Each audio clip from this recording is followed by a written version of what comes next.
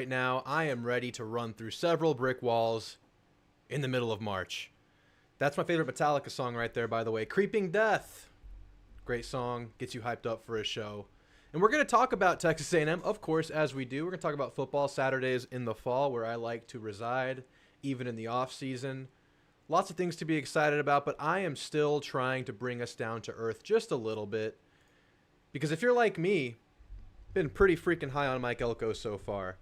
I've been convincing some of you guys in chat, or one or two of y'all, to kind of increase expectations a little bit, but maybe not too high, because we got to be realistic about some things. So if you saw my video yesterday, I did a video talking about some concerns that we have about the team going into next year. And these aren't really overarching program structure and culture concerns. These were concerns about the team in 2024. So we're going to get into that. But first, if you haven't noticed what I have pinned, where is it? Right here. Lash, you make a great point right there, my friend. And it comes at a very appropriate time. Because what did we just do on Tuesday? Beat the hell out of TU. That's exactly what we did to the Mags. What a beautiful Tuesday night in Austin, Texas. Quite a few Aggies in the building, of course. A&M's the superior baseball team. Maybe a superior baseball program right now. A&M took it to Texas, and it was a beautiful, beautiful night. A&M has a really good baseball team. I'm not a hardcore baseball guy, but from what I see, this team has like crazy high potential this year. There's a lot on the table for A&M baseball in 2024. What a great night. I think the final score was 9-2. Montgomery hit another homer. I think it was a 2-run homer.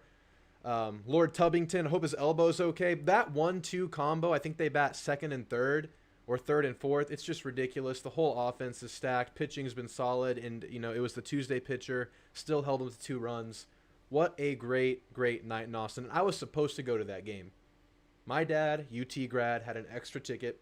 He invited me, and I don't know who needs to hear this. I blew out my back. My back is screwed up. It took me a lot of rehabbing over the last couple of days to actually be able to sit in this chair comfortably. But I'm feeling better now, but it was bad the day of. So this is what I did. This is how I hurt my back, and maybe any of you gym goers, anybody that likes to lift weights in the chat, maybe you can take heed. So I was doing bent over rows, right? And that's where you have the barbell, you bend over, and you row. You pull it to your chest. I do these often. This is a normal movement for me.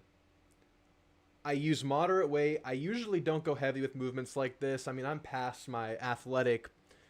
I'm past the years where my athleticism is like a necessity for sports or whatever. So I don't lift with a lot of pride. I lift for function. I lift to gain muscle. I don't go heavy. So 185, bent over rows. I was taxed from an intense leg workout the day before. That's strike 1. I didn't warm up appropriately enough. That was strike 2. And strike 3, which was probably the biggest strike of them all. It was more of a significant impact than anything else. I wore like 4-year-old squishy running shoes while I was doing this movement. So I pulled the bar, my feet shifted. I just felt like 3 little pops in my lower back, and all of a sudden, I'm the hunchback of Notre Dame, who Texas A&M is going to beat in week 1 next year. And I was done. I could barely walk. I barely racked the weight. The guy squatting next to me probably wondered what the hell happened. I warmed up. I did like warm-up sets, did that, put the bar down, walked away, left the gym. That was it, and I could not go to the game the next day. So I don't know who needs to hear it. Warm up, stretch, or else you might miss. Oh, and don't wear the tennis shoes, or else you might miss a badass ass whipping of TU. Great game. I just wanted to lead with that, warn you guys, and kind of just glow and just kind of reflect on it one more time. Beautiful win. Can't wait to start playing them again regularly. So guys, let's say what's up into the chat, and then we'll get into some of the points I want to make. I have a few more concerns I want to bring up that I didn't bring up in the video, and I actually want to bring up a few concerns that you guys brought up. I took to Twitter and asked the question, what are some realistic concerns you have about this football team? And I'll show you guys some additional responses that we didn't cover in the video yesterday after I say what's up to everybody today. So guys, thanks for being here with me. It's the off season. If you're tuned in here on a, Thursday night in the middle of the off season, you're a real one. I would say like and subscribe now, but I have a feeling that you people that are here right now are the hardcores. So thank you for being here. Thank you for being subscribed. Thanks for supporting. Rolando Mirabel, what's up, Drew? Hope all is well. Good to see you. All is well. The back is improving. Feeling good. Anti-Ag, once again, getting the band wrong. He has an ear for these things. He knows how to get the band wrong. It's become tradition at this point. We played Metallica, Ramones, and AC/DC to start the show. He's highlighting Guns N' Roses. Great. John Peroni, as usual, howdy and giggle. Love to see you, John Peroni. Thanks for always being here, man. Love some AC/DC. Highway to Hell, great song. Appreciate you talking about some Texas Aggie football. Look, man, I love it. I love doing this live show, and you know, we might adjust the live show throughout the course of the offseason. I have some announcements I'm going to make about this show a little bit later in this video tonight, a little bit later in the show. Stay tuned for that. Might change the structure just a little bit once we get into the dead zone of the offseason, or maybe as soon as a couple weeks from now. This would be a great song for opening a concert. Yes, it would. And Metallica, you know what? They open with Creeping Death. They do. I don't know if you knew that. Jeb in the house. Make this quick, boys. Got to go to bed soon. Should we just end the video for Jeb? No, Jeb. Catch the replay, Jeb. It's good to have you while we have you. You're an early to bed kind of guy, aren't you? You got early morning? I respect it. I respect it. I know it's hard to resist staying up for the whole show, and kudos to you for being able to get to bed. Lash, good to see you in here, man. Always contributing in the most meaningful of ways. Love to see it. Thanks for being here, Lash. Thanks for kicking off the show for me. Rolando loves the song. Ted Prickett in the house. Good to see you, Ted. Rolando Mirabel. Jeb. 13-0, baby. Bevo.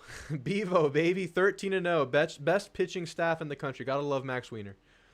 Totally turned this thing around. Pitching is looking solid. And if pitching is good and the offense is good, the sky's the limit for this team. You're going to Olson tomorrow? Awesome, man. Awesome, Jeb. That's awesome. You're going to have so much fun. I refuse to increase my expectations. Increased expectations are the kiss o' death. Yeah, man. I did that for about 6 years because we had a championship-winning head coach. Oof. Yeah, I'll help you with that tonight, Lash. I'll lower them just a little bit more. But I don't think our expectations should be rock bottom. I think they should be tampered. Or is that the right word? Tempered? Tempered. I think that's the right word. Braden hit another one last night. Did he? It wasn't televised. I couldn't watch it. I heard it was touch and go for the first 6 innings. Of course he did, man. That guy's a major leaguer in a couple of years. He's awesome, man. He's an impressive baseball player. Who blew your back out? Thanks, Jeb. Who blew your back out? As a physical therapist, always stretch. Look, I stretch every time I lift, but the problem was I did an abbreviated version last night because I had to get home and record the video, I think. I think that was... No. This was Monday. I had to get home for something, so I kind of rushed through it. I normally do like a 10-minute bike session on a pretty intense bike session to start. Then I do a deep stretch, foam roll. But I did a 5-minute treadmill walk, and I stretched as I went on with my workout, and it was not enough, especially with how taxed my legs were. But, Jeff, I know you're a physical therapist. Thanks for the advice. I definitely learned from my mistakes.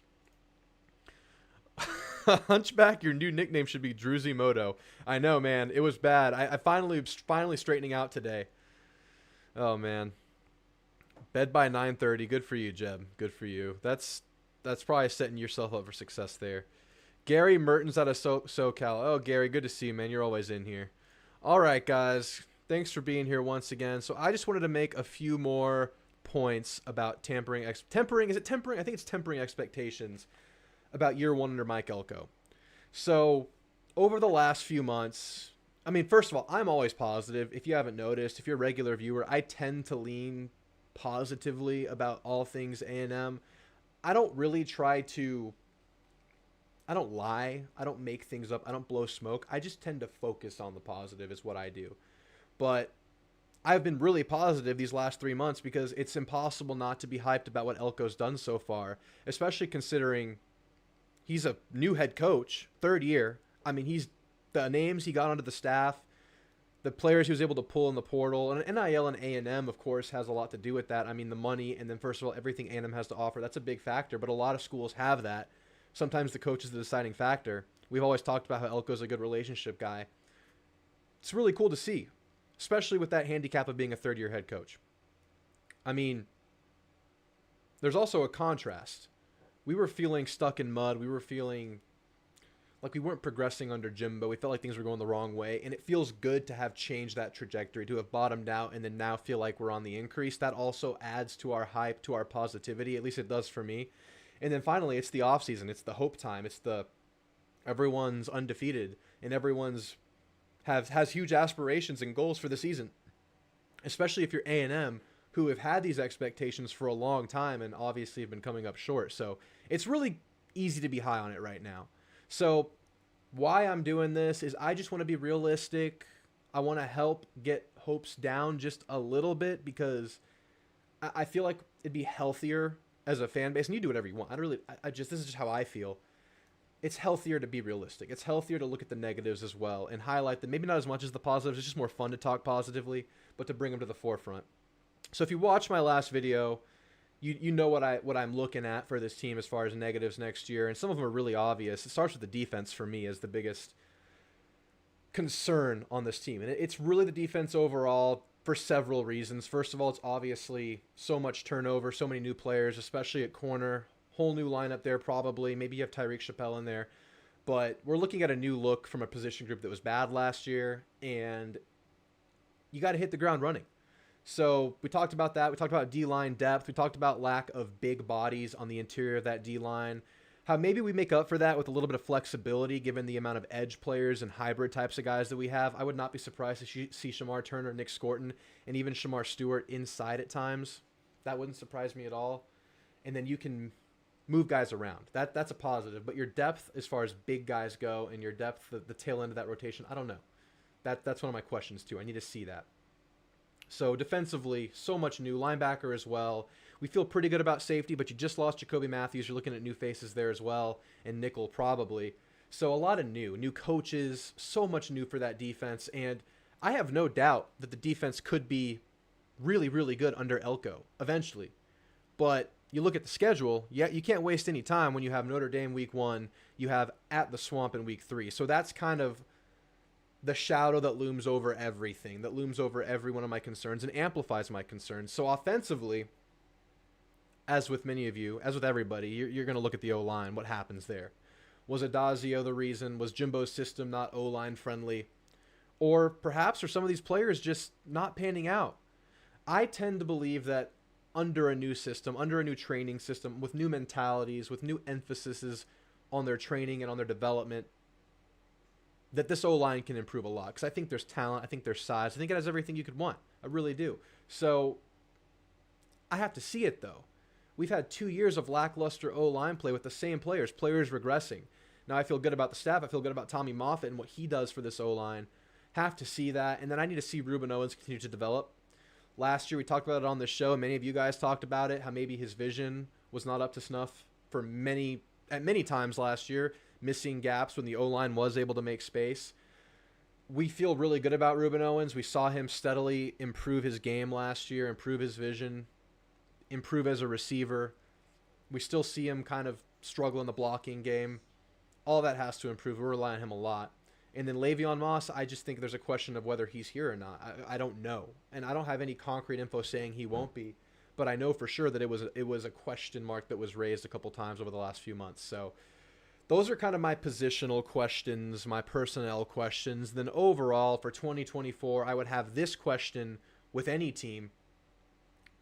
How do you deal with transition? How do you deal with so much new culture, new playbooks, new terminology, new expectations? All that stuff comes with a shift at the helm, and you have a shift amongst the entire staff. So that's just a recap of what we went through with the video. I highlighted a couple of you guys, y'all's comments and y'all's concerns, and they didn't stop coming in after I made the video. So what I want to do now is actually highlight a couple more concerns that some of y'all brought up. And this is all through X. If you guys don't follow me on X, it's the same handle as it is here on YouTube, at Drew Tamu, no spaces.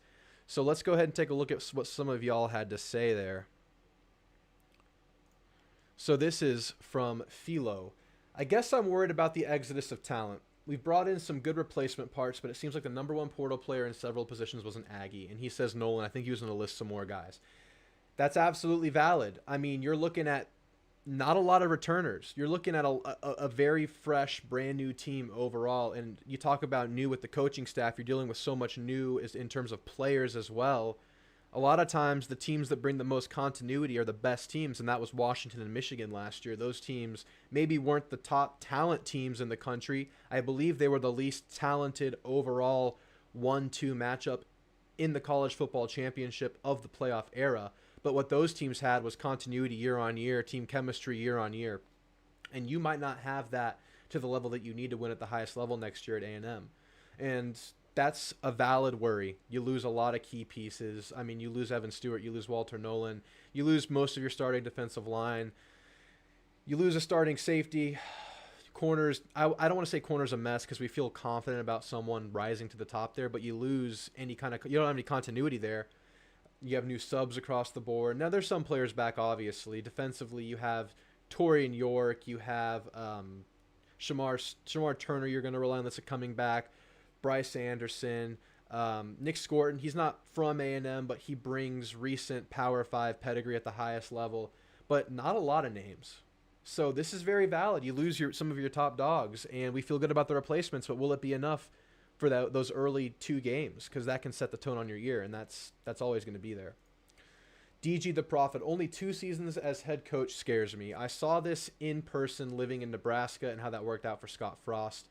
I warn all Aggies to be very cautious. And, of course, Nebraska very high on Scott Frost, familiar to the program, obviously, just like Elko is here. And things didn't work out for the young up-and-coming coach. Now, I feel really good about Elko right now. I feel like he's an intelligent person. We all hear how organized and structured he is. But it has to happen. He's still a new coach. He still has minimal head coaching experience for like an SEC program.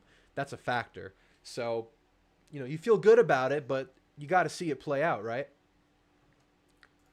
Cole says, did Elko ever confirm he's calling the defense? I know it will be his scheme, but Bateman is calling. That's a huge concern. And a lot of concerns about Jay Bateman just because he wasn't a name that anybody had on their radar. He comes from a suffering Florida team.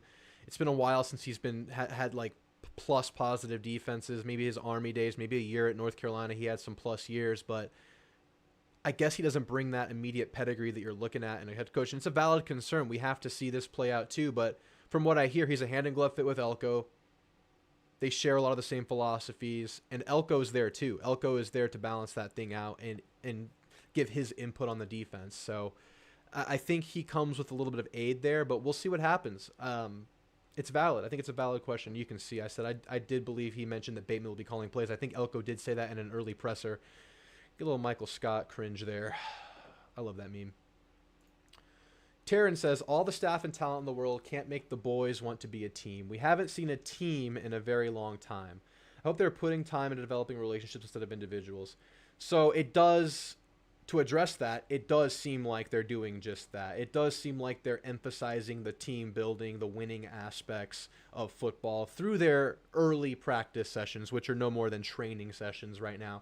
But they are including the coaches at this point, and we'll get into spring practice very, very soon. I think this is being addressed, actually, and this is a very valid question because it does seem like, from what we've heard now after the fact, that this was an issue under Jimbo, that maybe that we weren't the closest knit team, maybe there were cliques amongst some of the higher end players, the players getting better NIL deals, the 5-star players. We've heard rumblings about this, and I feel like this is something I'm confident that will be remedied under Elko. So while this is a valid concern, I do think it's being addressed, and I think Tommy Moffitt is the main piece in addressing this and will help greatly. So valid, but I think we're getting it addressed here. So I wanted to also pull up maybe a comment or two from the video yesterday. This is a longer one. This is from a regular commenter who's been commenting on my videos for a long time. I don't know if you're here in chat, but it comes from Mark Schneider. Let me move this over. I'm optimistic but realistic. I think we need to remember that we were down to 48 players on scholarship available in the game against Oklahoma State. That means nearly half the team was missing for one reason or another. It's amazing that we were still competitive in spite of that. Yes, very amazing. Very admirable performance, especially with your fourth string quarterback who played well. But it's still a huge hole for us to dig ourselves out of. Jimbo and his entire staff were a total disaster. I think we can only go up from here, but we need to be patient and realistic. Personally, I'll be happy with a winning season, even if we have to win a bowl game to get there. I think the future is really bright, but Jimbo left us in the bar ditch with our tires buried in the mud up to axles. If we can just win games we're expected to win and at least be competitive in the rest, it'll be a great start for the team with huge upside going into the future. Be patient, Ags, and don't start crowing before the sun comes up. Gig'em, Mark Schneider. Yeah, And we kind of talked about that. Not a lot of players back, not a lot of returning production, a lot of main guys leaving. It's new. I think we need to expect more than 7-6 at Texas A&M, though. I would not be happy with 7-6. Now, maybe an 8-win year I'd be okay with in a year one situation, given everything. And after I had seen the games, maybe I'll feel better seeing the on-field performance, not the collapses we were seeing under Jimbo, competitive in games. Maybe 8 wins I could stomach. I can't see lower than 8 wins, man. At Texas A&M, you need to be winning 8 wins a year at least. So where I am right now, given all these negatives, given all these concerns that I've mentioned, that you guys are mentioning, I think 8 wins is the floor next year. I think it has to be. I think that should be the bare minimum expectation at a program like this. And then going forward, we hope that that increases by quite a bit. Now, I'll say this before I get back into, well, I guess transitioning into more positive talk. You have all the opportunity in the world next year. You have a manageable schedule that hits you early. If you can get over those early humps in Notre Dame, the road to the swamp, I think you're looking at a very positive year. But my question is, can you be ready by Notre Dame? Can you get through so many changes in time for that week one matchup that I think is quite honestly underrated at this point? I think it's an underrated game. I tweet about it, and I see people maybe mentioning that these teams aren't good. This is not that hype of a game. It's not that big of a deal. I think it's a really big deal. I think that game can be huge. And I think it can mean a lot for both programs. It can set either program back quite a bit. And then how do you respond after that with Florida? Can this team be ready for that? But there's tons of opportunity in the schedule with your tough games being at home, your manageable games on the road, South Carolina, Mississippi State, Auburn, even though it's a trap game scenario. You still have opportunity in the schedule. So, guys, I'll get off my high horse about my concerns now and get into a little bit more positive talk. So, while I'm here trying to hone in expectations, the Texas A&M social media team is doing the literal opposite by throwing hype video after hype video at us. And I wanted to play one for you guys because it's actually the first time we've heard Colin Klein talk as Texas A&M's head coach. So I don't know if you guys have listened to this. It's only a 2-minute video, so I'm going to go ahead and play it for you guys here now. About the right.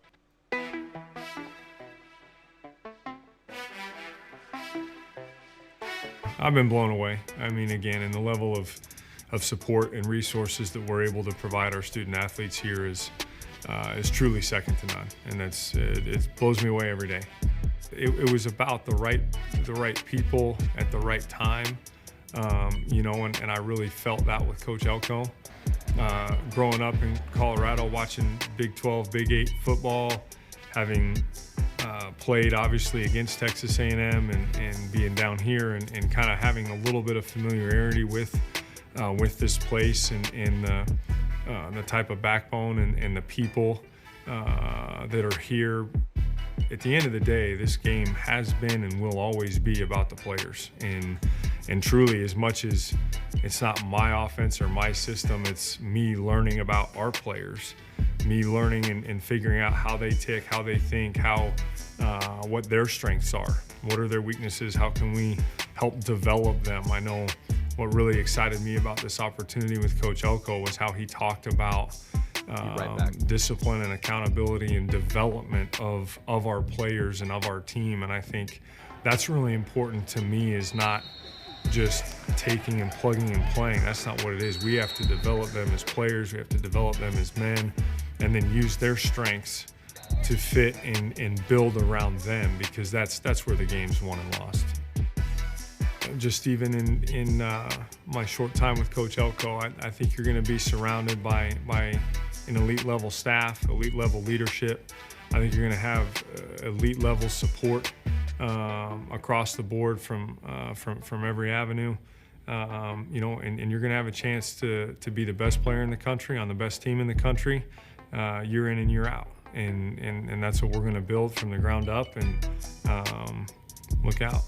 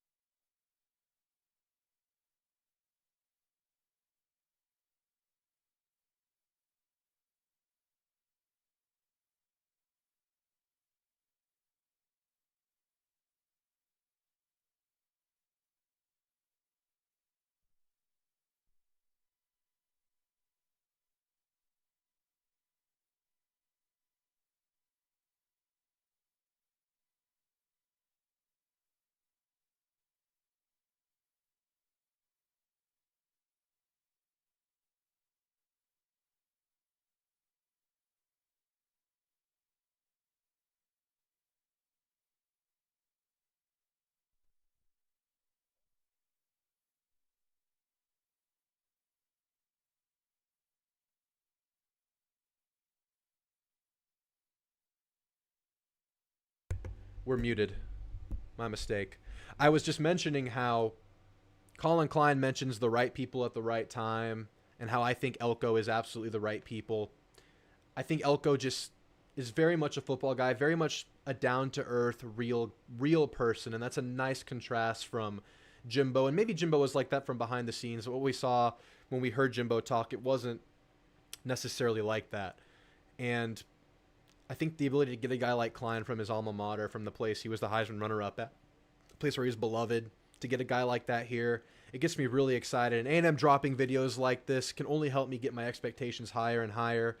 Go look through A&M football's Instagram or Twitter feeds. It's going to get you running through brick walls, man. Spring can't get here fast enough. I can't wait I won't be at the spring game, but I can't wait to watch it, to talk about it with you guys. I can't wait for the fall. I can't wait to see the new iteration of Texas A&M. And this offense, because I actually have much less doubt about this offense than I do the defense. I think this offense is going to be pretty freaking good. I love Connor. I love these receivers. I think Tommy Moffitt moves the needle for this offensive line. I think Colin Klein does too. I think there's just nothing but improvement can occur for this offense next year.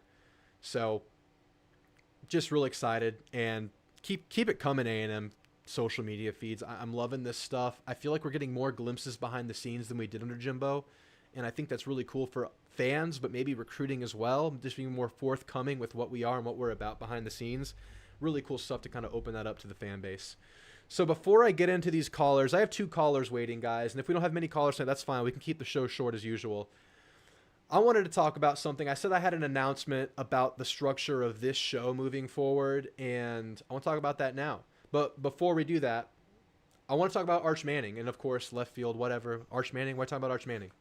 So if you didn't hear the news, Arch Manning decided to opt out of the NCAA football video game 2024. He's not going to get paid the $600 to have his name, image, and likeness utilized for the game. So no Arch in the game. I know y'all are so disappointed. I'm sure all of you Aggies were looking forward to playing Arch Manning. And I really don't care. I really don't care that he opted out, but it's really weird to me because I think what they said, I think I have it pulled up right here. What they said was, I'm told Arch is focused on playing football on the field. So NCAA football was supposed to be a distraction.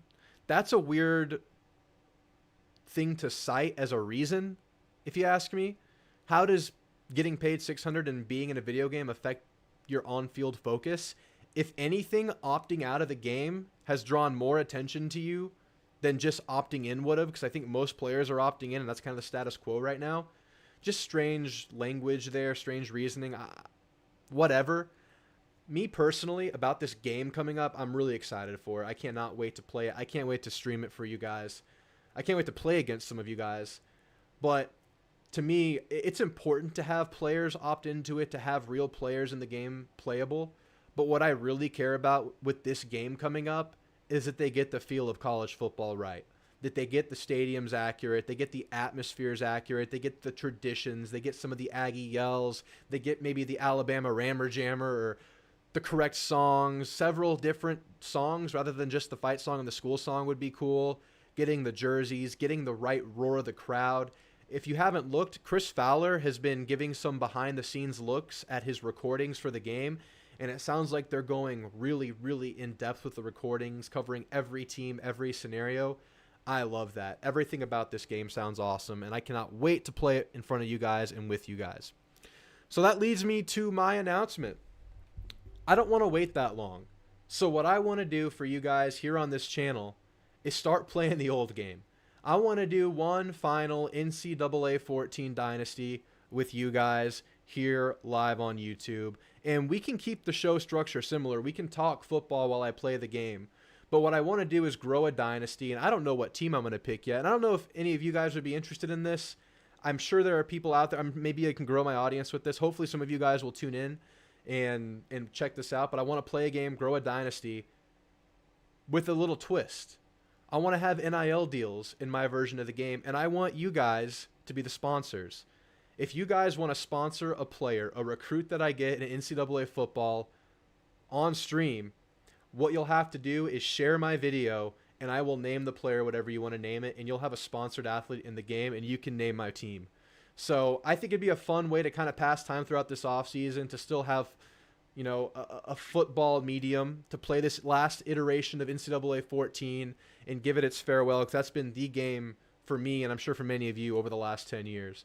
So I don't know if it'll replace this show. I'll probably still do both shows, but I'm going to be going live with that game probably starting next week, and I hope to see some of you guys in there with me.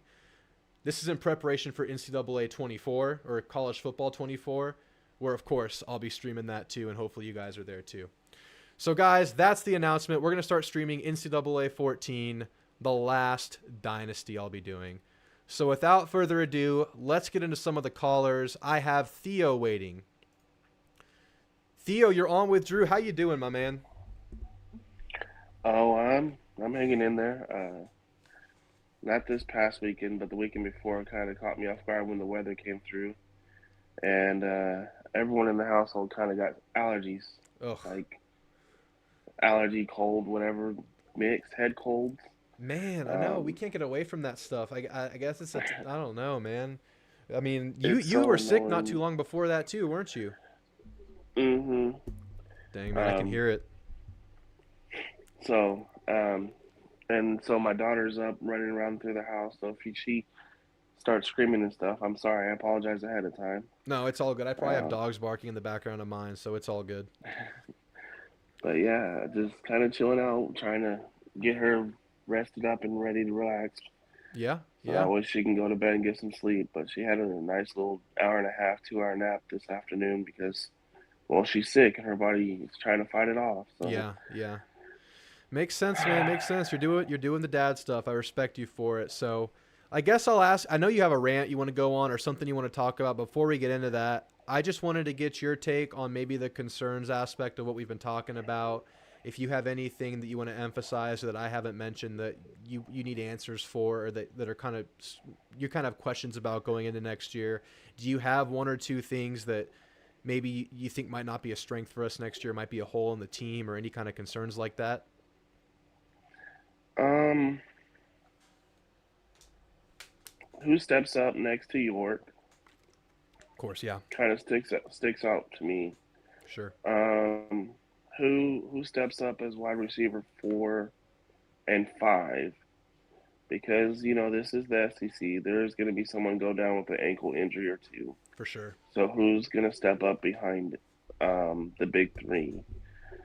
Um, Absolutely.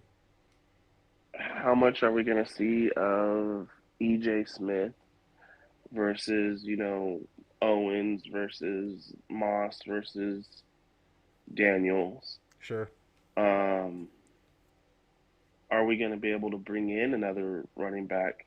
Because I don't think going into SEC play with 4 running You need a backs fifth. I think you is really really do. smart.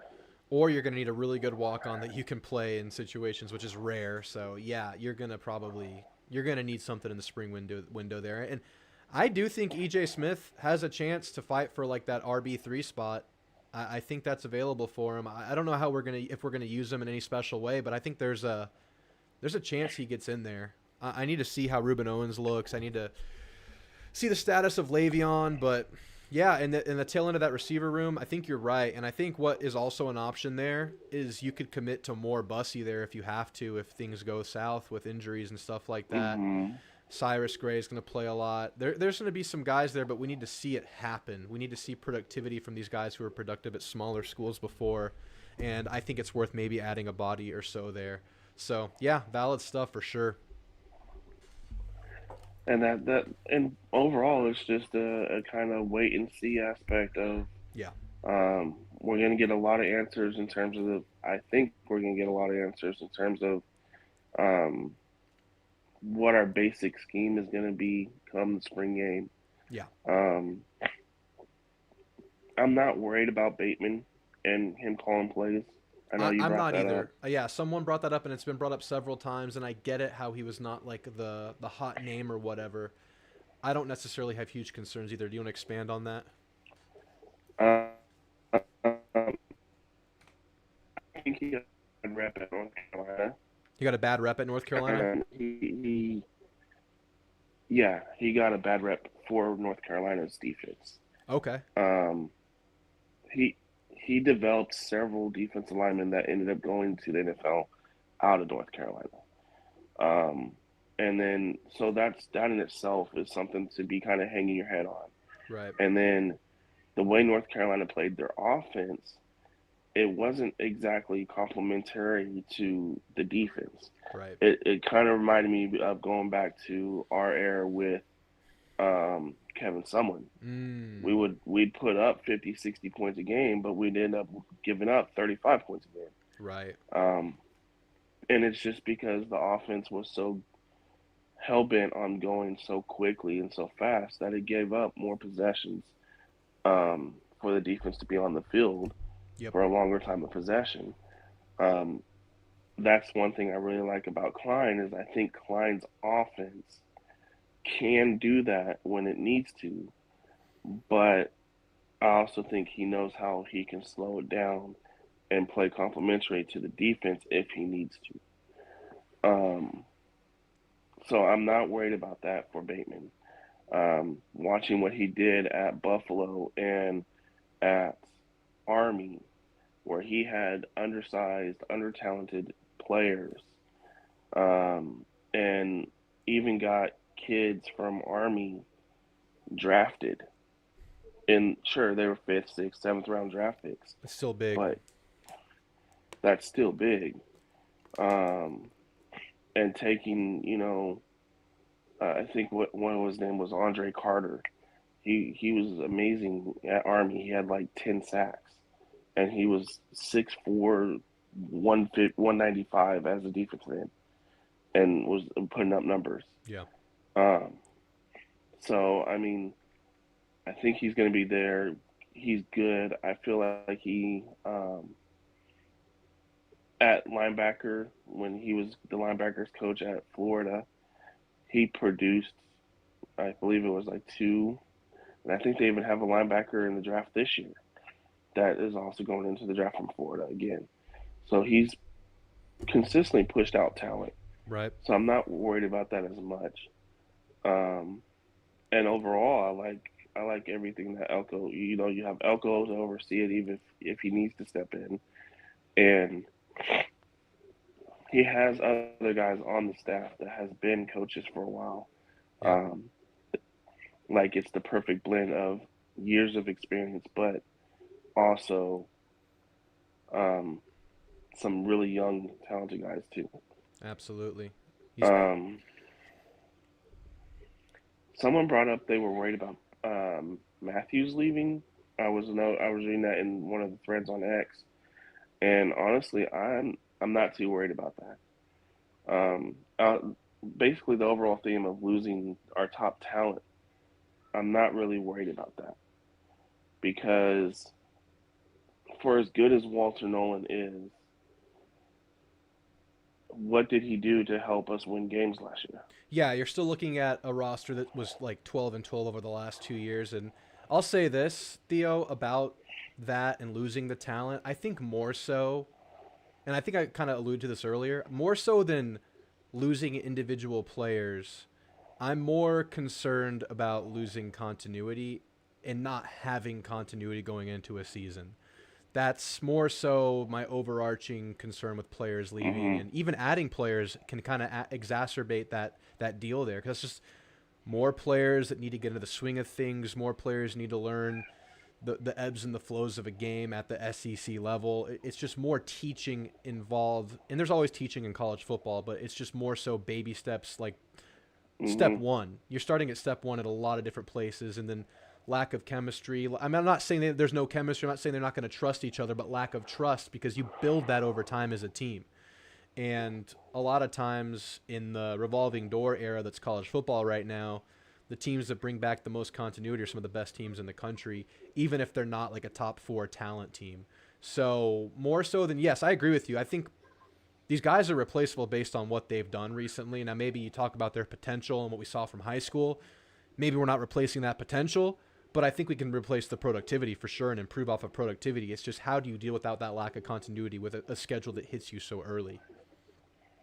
Well, here's the thing. Everyone's dealing with that throughout the It's true. whole entire thing.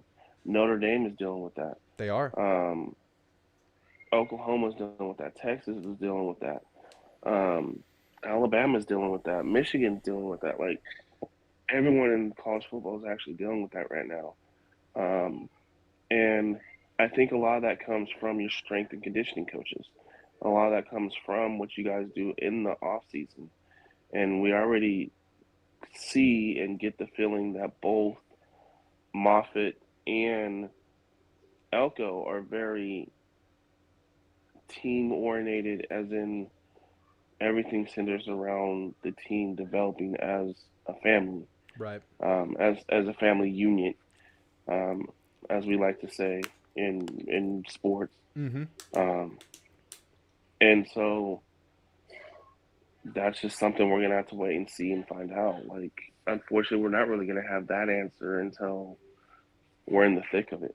Yeah. Um, It's both so exciting and a little bit nerve wracking, but if your competitive juices get flowing and that kind of overcomes everything, having that week one game versus Notre Dame, I think it's more so exciting. But talk about, I've always gotten nervous before big games. I'll be nervous before Notre Dame just because we're gonna see everything all at once. But that's a feeling that I wouldn't trade for anything. I love that feeling. I love that feeling of anticipation and not knowing. And because when things pay off, it's the best feeling ever. You imagine A&M beats Notre Dame, what that's going to feel like as a fan, but what that's going to do for that locker room. And then if they follow it up right. with the win versus Florida, and that's overcoming everything we're talking about right now. But you're right. Hmm. Every team deals with this to different degrees. I guess A&M, it's the coaching change. That's the big one. But a lot of teams are dealing with it. You're absolutely right. Notre Dame, big quarterback change, big running back change. They lost a lot of pieces. I mean, they lost what made them great last year, right? I don't know if they're hitting the ground Hmm. running. Like, they're expected to be a top 10 team. I guess it makes sense given that I think the preseason predictions, if you're predicting the hierarchy of teams going into the year, I think there's a kind of a steep drop off after 4 or 5. So it kind of doesn't matter to me where they're ranked. But to say Notre Dame's a top 10 team right now, I think is pretty ambitious. So we'll have to see, man. We'll have to see. Anything else before we get on to the next thing? Um, Not off the top of my head. Because it's really just about waiting and seeing. Yeah. Um, I'm and we've talked about. There she is. There she Running. is on cue. That's awesome. Um, Welcome to the show. that is little Madison. She is 4 years old. Little Madison is now a Drew Tamu caller. Yeah, and her baby is Knuckles from Sonic. And Oh, that's a good one. Awesome. Yeah. Now to my little rant.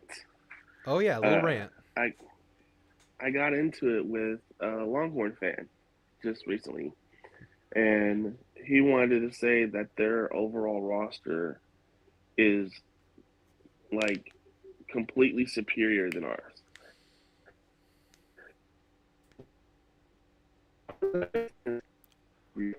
Okay, wait. I need to pause you because right after you said roster is completely superior to ours, you cut out. You need to start the rant over from there.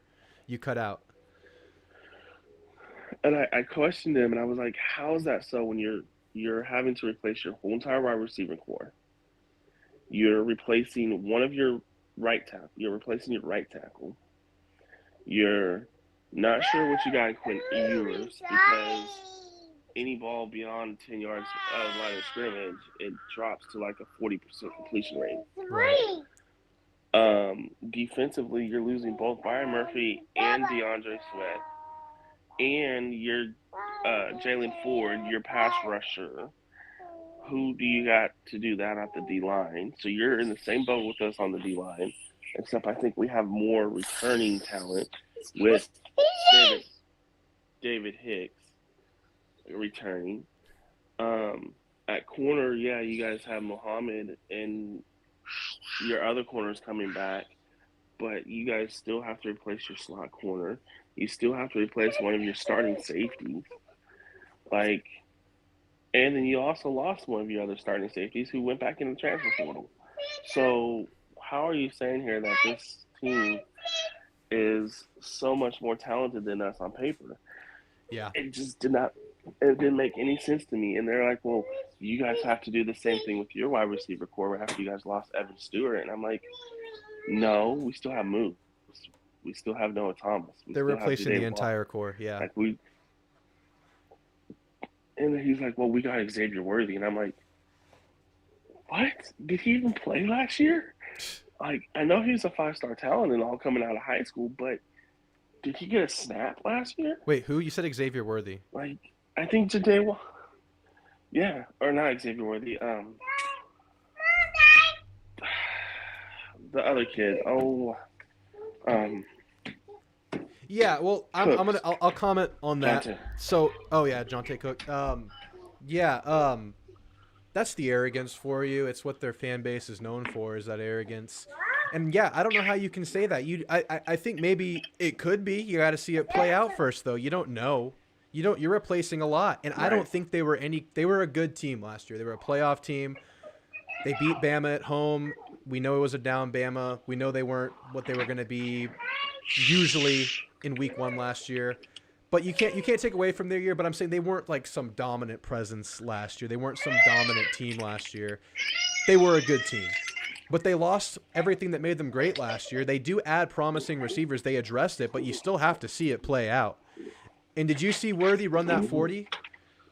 You see 4.22? What is Quinn doing overthrowing that guy? What is Quinn doing overthrowing a 4.22 40 guy? So, yeah, they have question marks still. They could be a good freaking team. Don't get me wrong.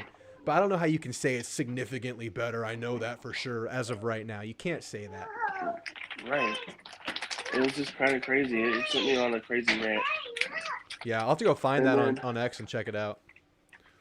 And then my final thing before letting you go tonight is our baseball team is a bunch of fighting, grinding bullies. Hell yeah. Because it don't matter who's on the mound. Cortez is gonna fight no matter what he got pitching, whether it's balls, strikes, whatever. He's gonna try to find a way to get an out. He may not be the most accurate in terms of his throwing power at the moment, but he's definitely a fighter. Yeah, with Cortez, I don't know if he's not our strongest option, and I don't think he even played the best game versus UT. But what he did is, I think he just stayed alive. He was getting himself in holes. Like, he would start with like an 0-3 count and find a way to get back in it over and over. So to your point, yeah, very gritty, very, very impressive. Even though it's like, I would consider maybe not the best pitching night, and you still only gave up 2 runs. You still stayed alive. So yeah, very much to your point. Mm-hmm. And then Ostenbach, Sadeo, like, coming out of the bullpen, like, I don't think there's any. No. In a single elimination game, I don't think there's a bullpen anywhere in the nation that's as strong as ours at the moment. My expectations are getting sky high for this baseball team, man. I want to play a really good team soon because we still haven't played a really good team. But I'm starting to really believe in this team, man. I mean, they're dominant. I'm just sitting back and enjoying the ride and watching what they're doing, and they're just a bunch of grinders. Even Jace, I was watching his at bats, and he would swing at some really low pitches inside, but then he would also foul off pitches that would be like way outside the strike zone. And I'm like, how do you have that power and that ability to do that and continue just to fight like that? Like, it's just, and it was the whole lineup. Yeah. Team has a personality. There was like a guy that was like 0 for 2 on the night or 0 for 3 on the night, and then his 4th at bat, he gets a single on like a 10-pitch at bat, and I'm like, that's what we are. We're gonna grind you into the ground, and then you're gonna make a mistake, and then we're gonna get on base, and then next thing you know, we're hitting home runs. Absolutely. Man, Braden Montgomery's an impressive player, isn't he? It's crazy. He's so reliable at this point at the highest possible level. What an addition to the team. Did you see Schloss almost throw hands with the ump yesterday? I'm waiting for it to happen. Yeah, man. He got in his face yesterday after the bean. I didn't see what happened because the game wasn't televised, but I just saw him get fired up in the guy's face. I love to see it, man. I love to see the fight. Well, someone's gonna get it from our pitching staff. I just keep throwing at our guys like that and keep plunking one of our hit batters, and We're gonna Yeah. show you what a 100-mile-an-hour fastball to the chest feels like. I know it, man. I know it. Well, Theo, man, I appreciate you calling in tonight. If you're done, we'll call it a night, and I'll see you next time. I'm good for now. Have a good one. I'll talk to you later. Alrighty, man. Later. All right, guys. That was Theo. Thanks for calling in, Theo. Let's catch up on the chat, and then we're going to get to Jeb, and we'll probably get out of here early tonight, which is good. I can't wait to start doing the NCAA stuff. It's going to be fun on the show. Thanks for calling, Theo. Jimbo was proof that rock bottom has a basement. Thanks, Lash. Yeah. Yeah. Because 7-5 after 5-7, that was like the final blow, right? That was like a follow-up punch to the gut punch that was 5-7. And 7-5, the way the season went down, just, yeah. World's greatest dude, gigging from Tarleton State. Good to see you, world's greatest dude. Worst case scenario, Lash. Good old Lash. I'd take 1-11 if the one is versus TU. Just kidding. Yeah, guys, I was muted. Thanks. I was muted for a minute. Duke Pastrami in here. Good to see you. Looks like your message got deleted. But good to see you, Duke. Ronnie Barker from Tokyo, as usual. Good to see you, Ronnie. Go Native Overland. Howdy from Arizona. Good to see you, Go Native. Gary Mertens. My expectation is that all position groups can maintain a high standard of play regardless of typical injury numbers. The one exception is quarterback. At quarterback, we need exceptional play. Yes. Yes. That's a really good point. I think we're looking at some good depth across the board. But I worry about the back end at receiver and D-line. But you need the guys off the bench to bring that same intensity, the same level of play, meet the same expectations. And I 100% agree that we need exceptional quarterback play for this team. Going into next year, I feel good about this offense, but I feel great about Connor Wigman. If we want to take that next step and have that really, really strong year one, I'll keep saying it, Wigman needs to have that kind of a year. Philip Mixon, good to see you, Philip. Howdy, Drew. Is Le'Veon Moss going to be in spring training? The main concern is players getting in the portal if they don't make the starting lineup. I don't know. I haven't gotten confirmation on that. I'll keep an eye on it. Everybody keep an eye on your insiders for that. I have some questions about that because we've seen some weird stuff from Moss over the last couple of months. So, to be determined, Philip. All right, let's get to the next caller. Jeb, you're on with Drew. How you doing tonight, man? You going to bed soon? Yeah, I'll stay up a little longer to talk on the show for a little bit. Awesome, man. Awesome. Hey, did you love that Tuesday night ass whooping? Oh man, dude, love the dude. So you didn't go to the game, right? You said you got hurt. Yeah, I got injured. Apparently, man. a lot of people went to that game. Yeah, man, there were a lot of maroon in the stands. I was proud. I was proud to see it, and I loved it when it emptied out. All the orange left, and it was just maroon left. Absolutely, because I mean, usually UT, they're very, very good at baseball. So yeah. I think this year they're not as good, but yeah. Hey.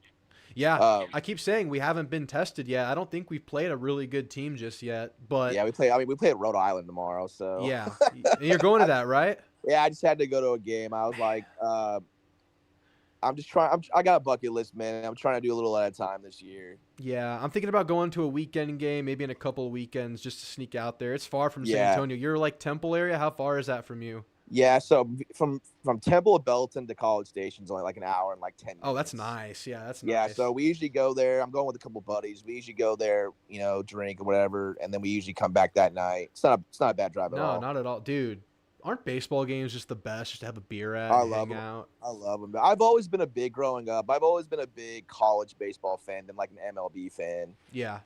So growing up, I was a diehard Astros fan. And I like the Astros. I like them more and more now, actually. From being in College Station, growing up, by the Houston area, going to school there. I love the Astros a lot. Yeah, I was like in the Killer Bees era. Like my family moved from Houston when I was really young, so we were still Houston fans. And that Killer Bees era, I was really into it. And I kind of fell out of it. And now I'm getting into A&M baseball. I'm really, really starting to love it. In the state of Texas, man, who's not from Houston? I know, right? A&M was pretty much, dude. A&M is pretty much all Houston people. Like literally, it's like homecoming. And then when I went to Mary Hardin Baylor, it's like all Houston people, man. It's so weird. It's so weird, man. That's how big. I was actually there last weekend for the Houston Rodeo. It was my first time. Oh, nice. Yeah, I've been to that rodeo. It's huge. It's crazy. That's a big deal. Yeah. I will say though, man, they had really good margaritas. So it gave me I was thinking about it the whole entire time. All right, I'll say this, and I might get in trouble if there's any San Antonio people in the chat.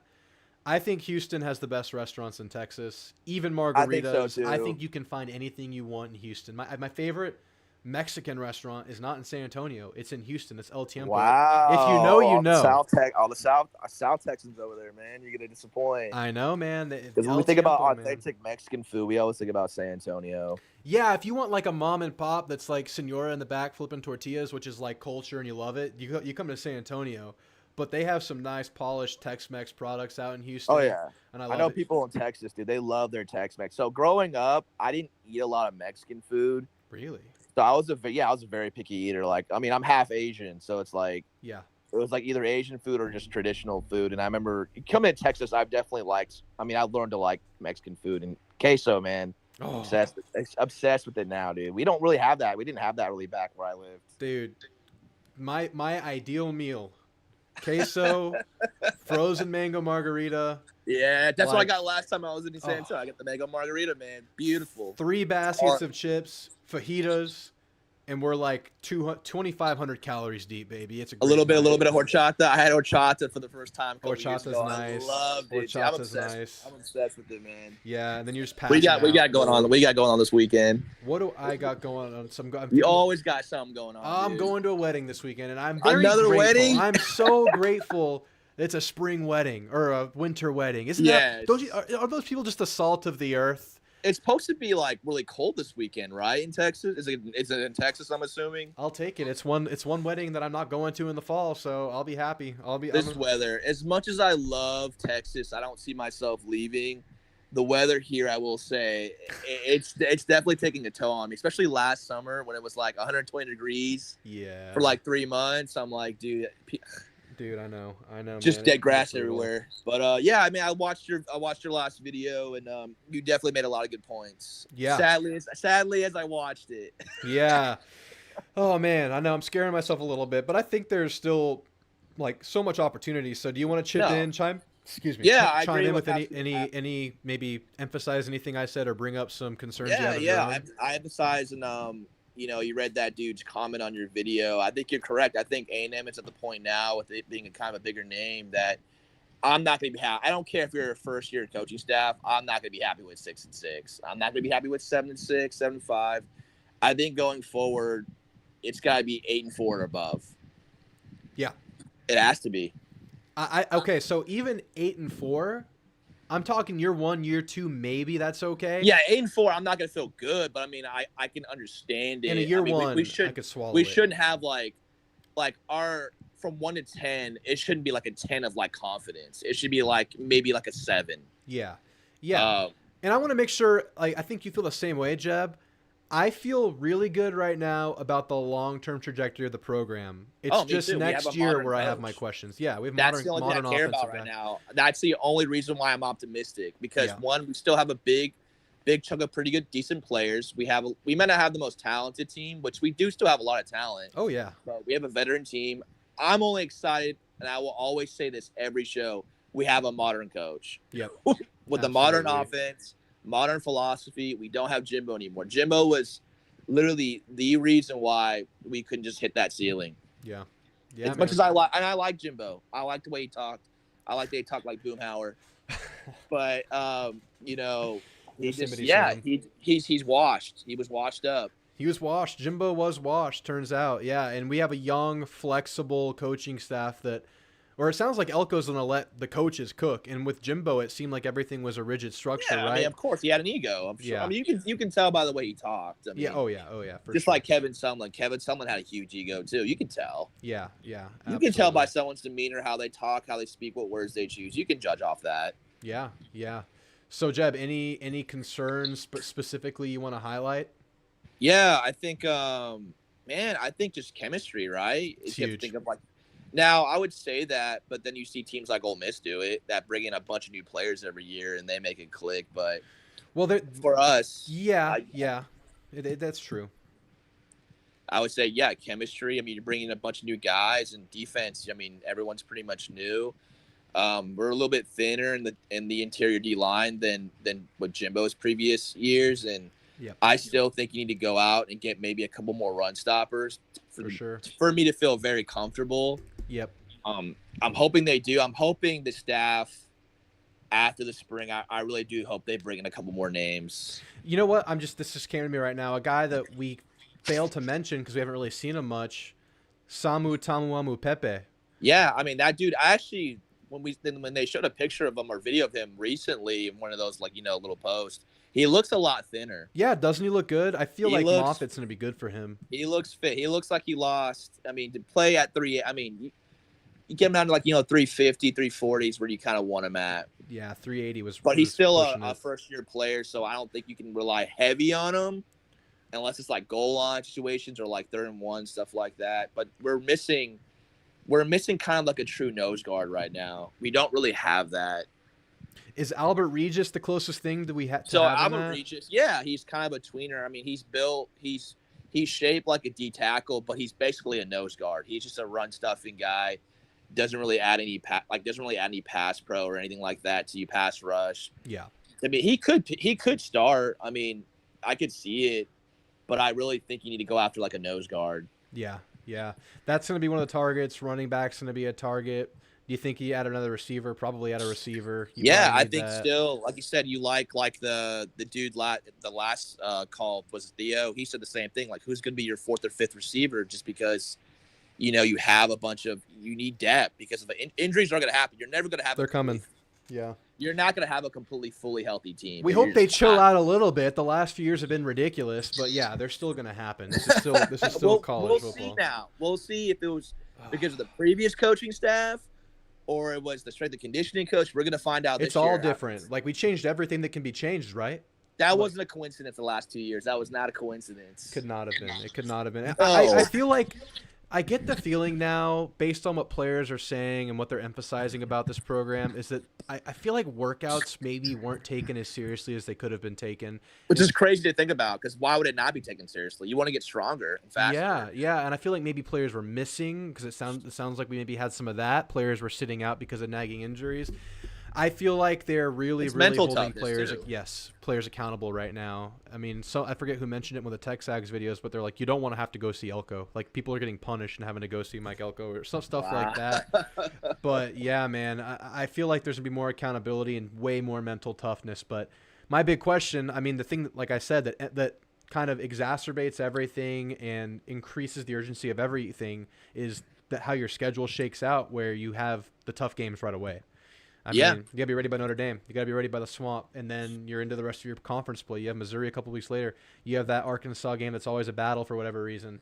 So it hits you hot and fast. So it's like, I have no doubt that this team can get it together, but you run the risk of hurting morale early if you drop some early games. So you really got to get it going. Yeah, man. people don't understand that during the season. Like, you gain confidence from wins. Yeah. Go back to the 2012 season. I think that season kind of turned. Do you remember that Ole Miss game in 2012 when, like, Johnny threw, like, 5 picks and we just couldn't do nothing on offense? And then we just, for some reason, we came back and ended up winning that game. And as soon as we won that game, I mean, the team just progressed right after that. Yeah. Teams do that. It takes one. Look at UT last year. They beat Alabama. Once they beat Alabama, they got that confidence and they progressed. Well, you can look at 2020 as well. You got blown out by Bama, and then you beat Florida in that huge emotional home win, and then the team looked totally different after that. So, yeah, and you know what? It's all confidence, man. Like, losing is contagious, winning is contagious. Absolutely. And we were talking about continuity. We lose that. Right. But you're losing some players who maybe were developing, losing as a habit. I don't know. That may be half glass This full team thinking. reminds me a lot like the Arkansas team in 21. Maybe they had some key pieces that were really good, but they brought in a bunch of dudes with experience. Yeah. And from what I've learned the last several years is, like, experience. It's important to have in college football. Yeah. You can have a team full of talented sophomores and freshmen, but you play against a veteran team full of juniors and seniors. That team's probably going to beat you most of the time. For sure. You're looking at boys versus men. There's a lot of growth that happens right there and experience. That's why I felt kind of good. It's like we're bringing in a bunch of guys that have playing experience, a good playing experience of other teams. So I know defensively, that's like our concern that you've talked about. But it's like with Coach Elko, I'm confident we'll be well coached on defense. We may not have some of the best players, but I gotta see it. I feel I want to tend the same way. I lean the same way. I would predict that we're good. Oh yeah, it's all wait and see. Wait and see, and then can you be good enough early in the year? Because now I think Theo makes a good point though, because other teams are dealing with that to a certain degree as well. He made a good point, and I was Notre telling Dame, we were telling that guy he's that guy on your show, what's his name, Matt Myers, and he's a good dude. He's very knowledgeable. He is. It's like, yeah, UT. This is probably the first year that UT has a bunch of dudes in the NFL, like just like prospects. Yeah. We haven't seen that probably since the Colt McCoy days. Right. But you're replacing. I get that they brought in a good portal class too, but it's like you can't just replace those guys. Those guys are like they're like generational players. Like Sweat was phenomenal. Byron Murphy. Byron Murphy. I think Murphy's a tad bit overrated. Okay. But good player. I wanted him out of high school. We offered him, but we didn't have a committable offer. He's very undersized. So I wouldn't. People are talking about him going in the first round. I wouldn't take him in the first round. Right. I would take him like in the third. Yeah. And they're going to replace all these guys. I mean, they're replacing their main guys. Worthy, Mitchell, they were phenomenal receivers for them. Yeah. Oh, by the way, I had this vision. It came to me. All right. Okay, A&M versus Texas. Rank 1 versus rank 2. Both teams could just skip the game if they wanted to because they're both locked into the playoff. They're both going to play each other again the next week. But we go at it 100% because it's the rivalry renewed. So we see rank 1 versus rank 2 the last week of the year. Imagine that. I don't know, man. I can't wait. I can't wait to play them. I'm not in the camp at all that's like we don't need them. We don't need to play them. I'm happy to play them, man. Yeah, people are weird like that. Like, I like it because I grew up watching it, and I like the rivalry. I like the bragging rights. It's going to help with recruiting, too. Yeah. It's like, great. I had my A&M buddy, he's from here where I live, and he was trying to, we were having a debate about that. Like, what's the benefit of playing them? Like, if we lose to them, it's just they're going to get more gain from it. I'm like, it doesn't matter, dude. It's just pride. It's pride. Pride and bragging rights to say, hey, we whooped y'all. Yeah.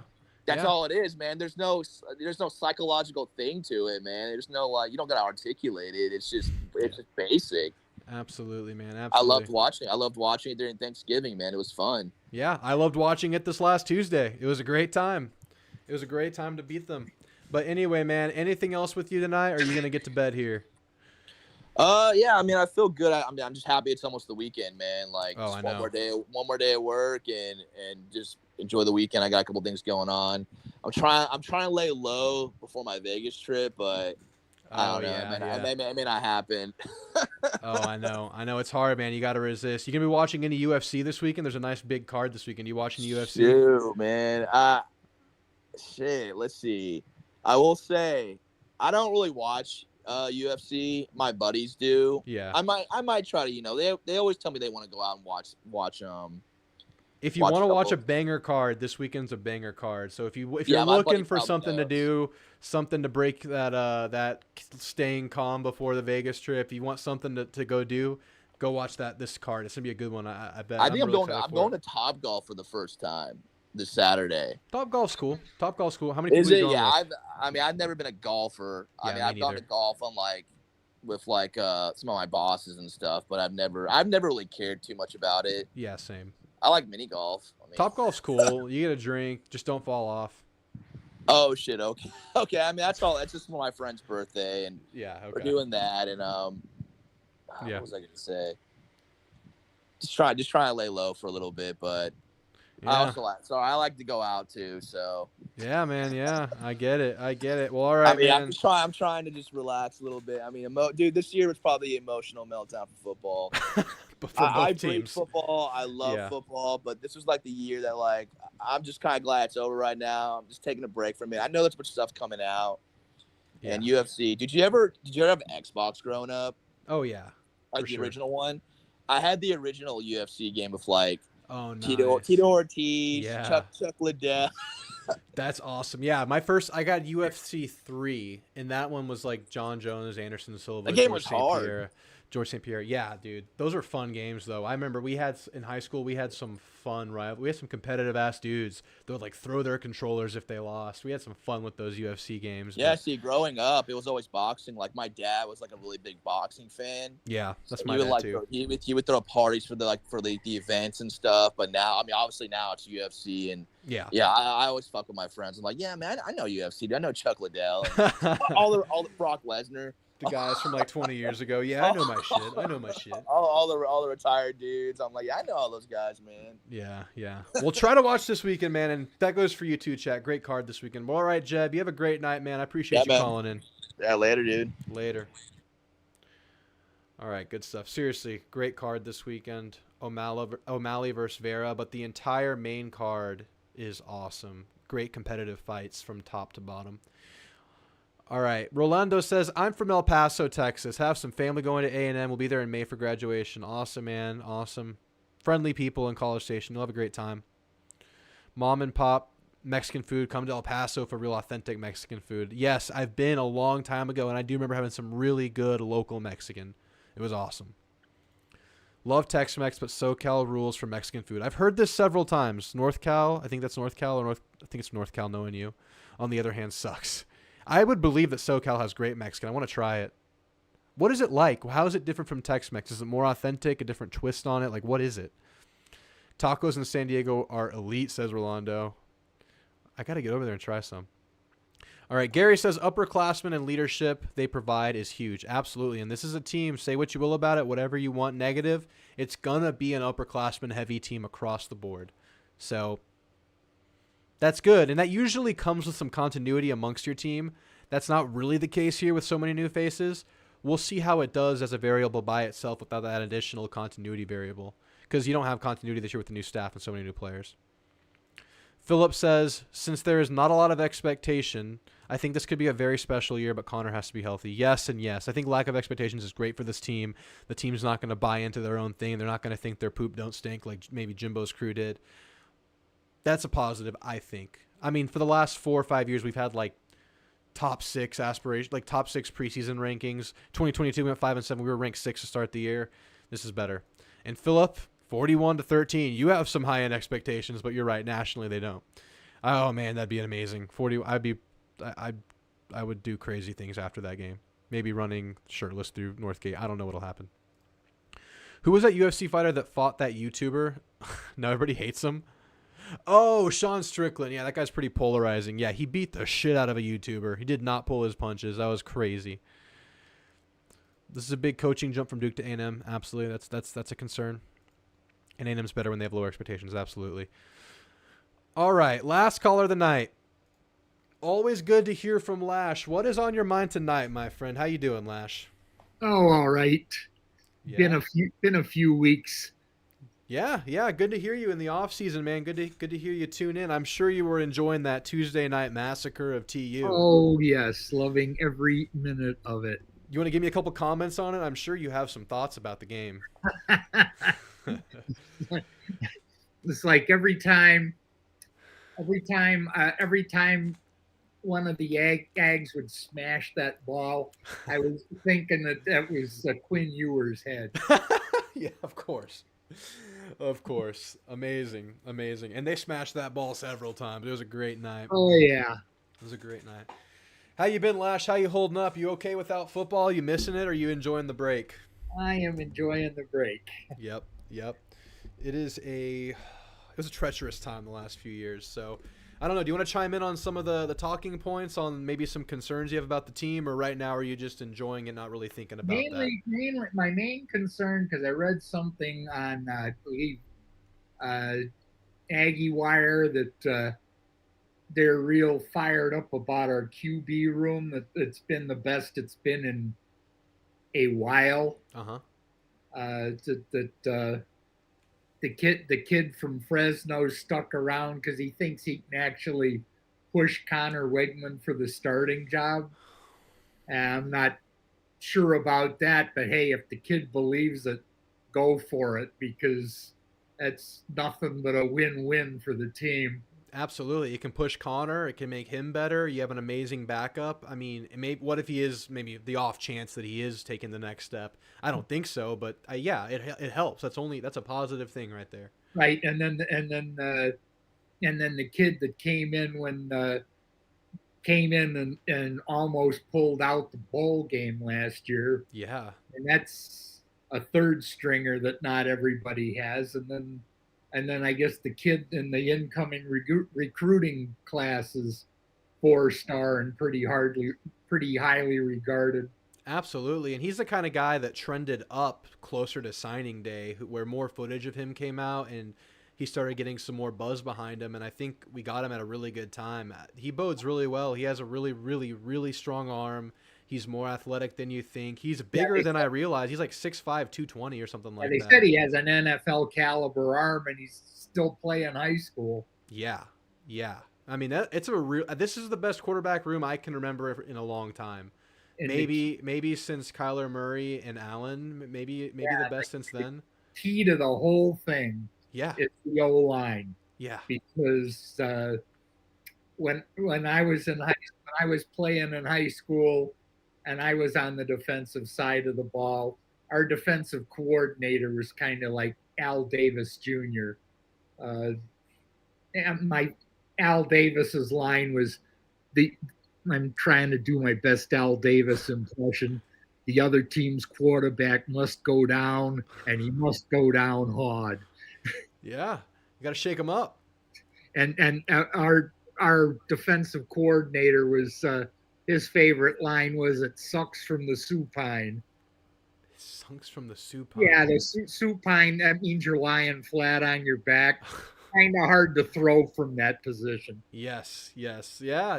I mean, everybody wants to hit the quarterback. That's how you affect a game. They sometimes, I've had coaches say that the player that can immediately impact the game the most significantly is your defensive lineman, because they can just single-handedly attack the quarterback and change the game. So, yeah, the O-line's pretty important, and they've been pretty bad recently. It's a good point. Yeah, the other thing I like, since I was a linebacker, if our D-line could tie up their O-line, it was open season for me on their running backs. Yes, absolutely. You were like Edgerrin Cooper out there, something like that. I wouldn't go that far. I wasn't the most athletic guy in the world, but I was pretty fast, and I just loved hitting people. Yeah. Oh, that's a good feeling, right? Yeah, and it feels terrible to get hit, so you're inflicting that on someone else, and that's a great feeling. He's a little bit before your time, but my role model was a fellow by the name of Dick Butkus. Nice. Yeah. If you've ever watched Dick Butkus highlight reels, I've heard the stories. I've heard the legend. I have not watched with a microscope, but I'll check him out. And that was your inspiration. You tried to emulate him. Yeah. Paul Hornung, who was a running back for the Packers, he described Butkus like this. He's like, he was the meanest son of a bitch I ever in my life saw play professional football. He didn't like anybody that had on a different colored jersey. I mean, he really disliked you. That's awesome. And that is like an art that is kind of dying down in today's day and age. You don't have necessarily those guys with the big chips on their shoulders like you used to. You still do, but it's nice to get that mean energy. In San Antonio, we say you have some essay in you. Some essay. Yeah. It's like some street, some thug in you. And that's kind of like Spanish slang for chief. Yeah, exactly. You got to have that attitude, and yeah, man, that's awesome. That's awesome, and I mean, I hope we get that on both sides. I mean, I have my concerns about the D line, obviously the O line. I do like some of the guys we have on the top, defensive line wise, coming back or coming into the team with Nick Scorton. Any other concerns you see? Depth there, yeah. Who are the guys back there? Yeah. Yeah, it was. But there was one time I was watching. They interviewed Dick Butkus. This was some years after he retired, and this was right before I left Chicago to move back down here to teach, and one of the announcers was like, "Can you imagine celebrating on Dick Butkus after you scored a touchdown?" Oof. And Butkus says, "Yeah, if anybody ever celebrated like that on me, I'd wait till the next series of downs and I'd do a little celebration of my own on him." Of course. And when he woke up, if he did, I'd say, "Hey, want to dance some more there, hot dog?" That's awesome. You have people in the chat saying Butkus was intimidating like none other, Gary says. Rolando says Butkus was out there trying to destroy people and take their souls. Guy was a beast. Oh, you know what Deacon Jones said about Dick Butkus? What'd he say? He said he was an animal and he was a well-conditioned animal. And every time he hit you, he tried to put you in the cemetery, not the hospital. That's awesome. What a beast. What a beast. And that's how you played then, Lash. That's how you played. You played with that attitude. If the guy got up right away, I was mad. I'm like, okay, come back this way again. Yeah, exactly. Please. Exactly.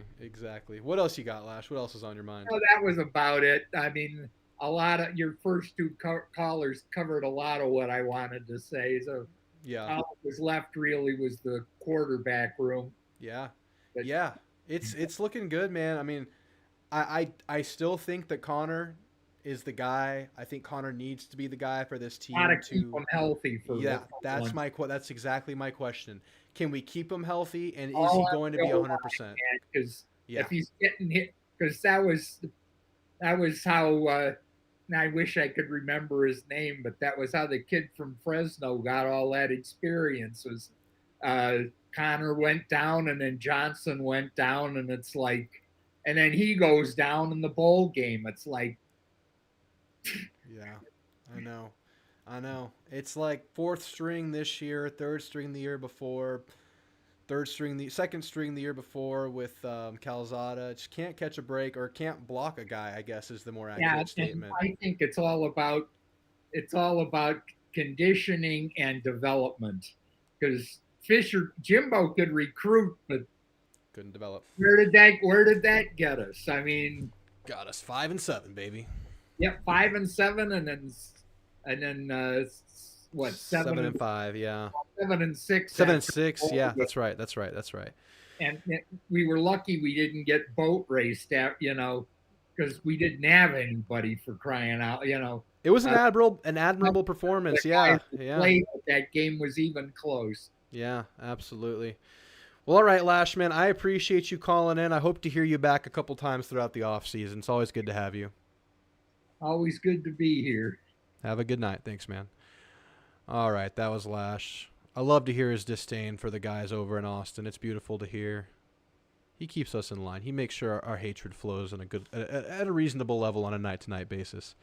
All right, I have one more caller. Condor wants to get on, and let me get through the chat one last time, and we'll call Condor the last caller. I think I've said that for the last 3 callers, but we'll just keep it going. All right, I asked Gary what SoCal Mexican was. He says it's more authentic. Beans, rice, queso, fish tacos that are crumb delicious. Yeah, that sounds great to me. I think we have a place in town that kind of tries to emulate SoCal Mexican, but I don't know if it's probably not the same, but I really like it, called Cabo Bob's. They do burritos, they do fish tacos, they do like more, I guess, like mango pico de gallos, more cilantro, not cilantro, more like cabbage. I don't know if that's SoCal, but I like that stuff. This sounds good. Is there a better heart of the lineup than Jace, Montgomery, Schott, and Ashley right now? Don't think so. Those guys are killing the ball for the Ags. Yeah, it's insane. Crazy what a great hire Schloss has been. Long live Elko. Yeah, Schloss has been an amazing hire. Buzz has fallen off. Feel good about Elko. We don't have an AD yet. Hope to see that get fixed. Hope we get the right guy. I don't know if I'm getting my hopes up there, but I hope we get the right guy. Schloss has been awesome, and I want to see us throw some money at the baseball facilities right now, since I think we can capitalize on where the program's at right now. Montgomery may be the best player in the nation. I heard we were building a new baseball stadium. I heard a rumbling about that today, too. I need to look more into that. What do you think about the player getting locked in the bathroom? I just saw that briefly. That's crazy. The game got delayed because of that. Is that what happened? That's funny. That's rare. I know a player's gotten locked in the elevator before, stuck in an elevator before for like some football game or basketball game or something. Weird stuff. And then I don't know who it was, but some guy got his nose busted up in the dugout on a foul ball. I don't know what player it was, but his nose was all swollen, gauzed up. He got messed up. They stopped the game for like 10 minutes to tend to him. Weird stuff. Nothing will help more in building a new stadium than a deep run into the College World Series and a natty. Absolutely. All right, last caller of the night. Condor, you're on with Drew. How you doing, Condor? Good to hear from you. Hey there, Andrew. How's it going, big guy? It's going great, my man. Hey, you excited for UFC 299 this weekend? I'm as excited as I possibly can be. Listen, I came in a little late. I apologize. I joined in to hearing Lash talk about the glory days. I heard you talking about some sloppy Mexican food. Oh yeah. Like I'm about as titillated as I can be. Oh, the show was calling you at the right time, Condor. It was waiting I for think you. so. I think so. I just slopped out on a little bit of Asian cuisine down in downtown San Antonio. Yeah. Good Lord. We're having a great time. You feeling good? You feeling nice? I'm feeling a little saucy right now. That's great. That's great. And I called in today because I know that it's off season, right? Yeah. And we had an event going on this past week, the NFL Combine, and I just wanted to talk to you about some of the Aggies in the Combine, how you thought that they did. All right. So I know you. I know the Combine is absolutely your thing. I feel like nothing gets you more titillated more than some nice sloppy Mexican food and the NFL draft. I know those are neck and neck for your most tantalizing things in the world. So I want to hear your take on our Aggies. I think Edge Cooper, first rounder, yes? Edge for me it's between him and the guy from NC State. They're 1A and 1B. Okay. They're both some long, athletic, rangy, just freakish linebackers. Edge, I think, was a little bit slower, a little bit smaller. I think he had a few more reps in the bench, but I mean, he is everything I think he's built to be. I don't know if he's going to be for sure first round, just because the linebacker class is a little weaker. Yeah. But he's a day 1, day 2 guy. Like, there's no way he falls out of the second round, I don't think. Yeah, and that's our highest pick for sure. So who would be the next guy based on where you're at right now? The next guy, unfortunately, I really think that it may be that the defensive tackle, and I'm blanking on his name. McKinley Jackson. McKinley Jackson, yeah. So I like what I see from him on tape a lot, but for whatever reason, it just did not translate to that man's combine performance. I don't know if he came in a little too heavy or he just wasn't ready for it, but like his numbers were absolutely atrocious. Like, you see a big dude like Texas Devondre Sweat, who's 3 inches taller than him and about 30 pounds heavier, and they run the same thing, and the heavier guy actually jumps a little bit further. I don't know what he's like shooting for. Oh, man. Yeah, he did look a little bit weighed down. Maybe he was carrying a little extra weight. I don't know for sure, but he did look a step slow. But I'll say, watching his career, I think his best attribute was just his pop off the line. He was able to just stone guys right away and create push by himself from the go. And he would blow up plays by You're not seeing that. Yeah. You did not see that through his combine performance. Yeah. Where do you think, you think he's still getting drafted? I think he just passed out from over-engorgement. Maybe he got some bad fish. Maybe he ate some shell food that didn't agree with him. Or maybe he's going back for seconds right now. We don't know what happened to Condor. We're going to give Condor a couple seconds to get it back going. You with me? I hear something. Drew. You're back. Okay. Okay. Yeah, no worries. I was asking you, is he still getting drafted, McKinley? Yeah, I think he is. I still think he's going to get drafted. I think if he was maybe a little bit around like that day 3, like late day 2, early day 3 range, just depending on what someone's seeing for him, I think he's kind of now stuck in that kind of day 3 area. Yeah. There was another DB that y'all had, but I think he was just kind of a rotational body. I don't think there was a Damani Richardson. Yeah. I don't remember seeing much about him. I'm pretty sure he ran really, really slow as well. Yeah. I didn't expect a ton from him. I don't know. He seemed like he was a tweener the whole time, like between linebacker and a true DB. A little big, a little slow. I don't know. Hopefully he finds something for himself on a practice squad or something and can build up. But I did see Ainias Smith with the most bench reps of all the receivers. Yeah, I saw that. I just did not get to see him run. I would really like to just see how fast or slow he is, and just He didn't get run, a did little he? bit Did he more not time. run? I didn't see a time if he did run. I want to say I heard that his leg has a stress fracture or something that's going to hurt him. That I'm sure. could be it. Yeah. I Yeah. mean, unfortunately, that's also gonna weigh him down. But Yeah. going back to Jackson, I just don't know what he's gonna do, because when you watch him play, the boy's got a little pop, right? Yeah. He's got a little pop. He's got a little quick step, and that's just not something that I saw when I was watching him in the underwear Olympics. Um, so I don't know if he needs to just come back maybe 15, 20 pounds lighter, do something for the actual Aggie Pro Day, and just figure that out, improve his times. But yeah, where he is like right now, because the frame is a little bit over. I think he was like 6'1.5", and they had him weighing in at like 330. Yeah. Which is good. Like that's what you want in like a nose tackle run stuffer. Right. But that to me was not like the role that he looked like he filled out the best. To me, he seemed like he would have been a lot better off as a uh, lighter guy who's more of a penetrating three technique. Yeah. Just based off of what I saw with like the quick step, and he has from what I was paying attention to, he actually did not have a terrible pass rush move like repertoire. Like he could throw a little combination together. Yeah, I would say that's accurate. He had a little spin move he would throw out every now and then. Yeah, that spin. That was exactly what I was about to say. That little spin move. Mm-hmm. I think I saw like a little like rip and chop or a little rip and swim. Nothing better than a fat guy doing a spin move. Am I right? It's just Nothing a beautiful better. thing to see. Seeing that gut spinning around like some jelly. Yeah, man. Love to see. It's like you're stirring the jelly jar. It's beautiful. Yeah. But yeah. So I want to see him basically just get like a little do-over for the Aggie Pro Day, and just if there's anything he can do to just make himself look more appealing, yeah, I think he'd definitely help himself. And then hopefully we get to see, I don't know how long Anais is going to be out, if he is, but like I can still see someone taking a chance on him.